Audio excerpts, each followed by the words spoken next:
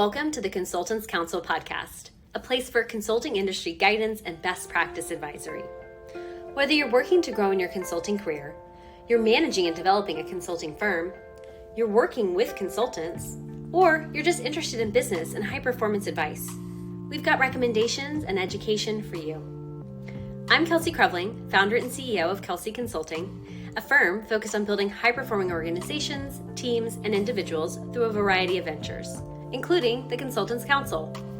I've spent my career at the intersection of technology and management consulting, working with organizations across the country to help solve their toughest challenges, while also supporting the growth and development of multiple consulting firms, helping them improve their long-term performance trajectory.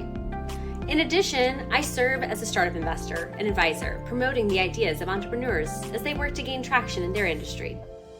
With so many people gearing up to launch their own businesses and establish their own consulting practices, I want to make available the advice and lessons I've learned along the way.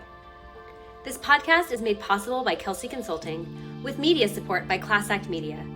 For more information, check out our site at theconsultantscouncil.com and kelsey.consulting. That's KELSC.consulting. And now, stay tuned for this episode's counseling, because the consulting world is full of nuances, and the answer is always, it depends. What's possible? Do more. Hello, I'm Kelsey Krevling, founder of the Consultants Council, and today I want us to talk about how to do due diligence when preparing for potential client conversations, when preparing to go through interviews, and to meet new people. So inevitably, over the course of your career, there will be many times when you need to be appropriately prepared for different interactions. And making sure that you've done enough due diligence to be comfortable and confident walking into those situations really will make a huge difference in how well prepared you are and how well you interact with others. So first up, the internet is your friend. It has a wealth of information and is a great place to get started taking a look at who it is that you need to be researching. So if you're researching an organization, the first thing I like to do is search for them on your search engine. Take a look at the organization's website, review all the different kind of components and considerations around it. I go to the About page, I look to see when the organization was founded, I look to see the leadership team of the organization, I look to see what the organization's kind of founding values are, mission statement, the type of clients that they work with, what services they render or products that they sell. I really try to get a good sense of from their online presence, as well as how much attention do they pay to marketing, do they pay to their public persona. All of those kind of data points are things that are going to inform your composition and knowledge of that organization. So if they're very polished and professional, that's really wonderful to know. Or if maybe social media or their website presence doesn't factor into their strategy as much, that's helpful to know too. Really helpful to know, do they have an executive board of directors? Do they have a small leadership team, a large leadership team? How long have they been in business? Are they a for-profit, not-for-profit business? What and how do they gather and gain their revenue? There's a ton of information that you can gather first and foremost from their website. So, it's out there for a reason. Make sure that you've looked at it. If you go into conversations with a prospective client and you haven't done your due diligence to take a look at the information that they publicly make available and share, then you're not appropriately prepared. So make sure that you fully understand and are familiar with their website.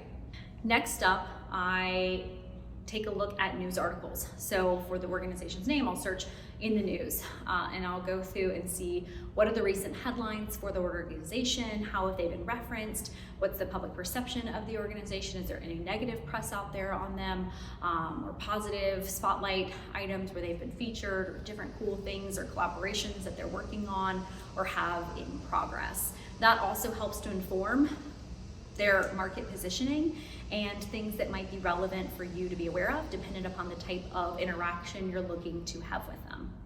All right, and then next up, I take a look at the actual leadership team, and I'll research the individuals. So, on the About page of the website, they might have quick bios of those different individuals, but then I'll certainly go look them up on LinkedIn. I'll do a quick search engine search for them as well to do the same type of steps that I would do on the company. but for those individuals. Where are they referenced in the news? Where might they have different publications? And what information do they put out publicly on their LinkedIn profiles that is helpful to know? When I also take a look at LinkedIn profiles, I certainly look at who they also might know to see if there's any commonalities there or if there's any shared connections. Not that you're gonna reach out to the shared connections, but if you find out that someone that you're doing due diligence on has a shared connection with you that's a really close contact, that sometimes can be a good stepping stone of reaching out to your close contact to say, hey, I'm potentially gonna be interacting with this person. Is that someone that you have familiarity with? Anything you can share, any information that you can provide. Obviously, judge the circumstances and the situation. You never want to be invasive with your questioning or with your due diligence. You just want to be respectful and make sure that you're creating an informed awareness of the companies and the people that you're going to be interacting with. All right, so in that vein, while the internet is very helpful, there's lots of information out there that you can glean. I would certainly advise that you keep your due diligence to what is commercially or publicly available that the person or the company has chosen to put out there. That means, taking a look at their website, taking a look at their LinkedIn, taking a look at if they individually, have their own website. That does not mean going and checking voter records or property records or things like that. That starts to become very intrusive, and I would certainly recommend that you steer clear of that level of due diligence in the professional work world. So when I'm building out a company or an individual kind of profile on people I'm going to be interacting with, I keep my searching to about 10 to 15 minutes, or if I'm building out something on a broader scale, like with an entire company and an organization, I'll keep it like an hour or less. But what I'm really looking at is what are the key things that are going to inform how I interact with that organization, what is most important to them as an organization or to an individual that I can find commonalities with, that I can connect with them on, so that there is shared value, shared interests, and I can make sure that I'm tailoring and catering my approach to what might really resonate best with them. Doing due diligence and preparing appropriately for your interactions, while it might seem like a simple component to add to your preparatory work, it's actually something that I think people don't necessarily do enough of. They don't come to the table appropriately prepared for interactions, and as a result, they aren't able to connect as well with their prospective clients and with those that they might be working with.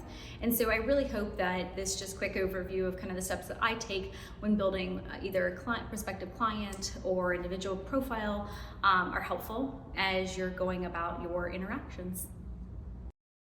And that's a wrap on this episode of The Consultants Council.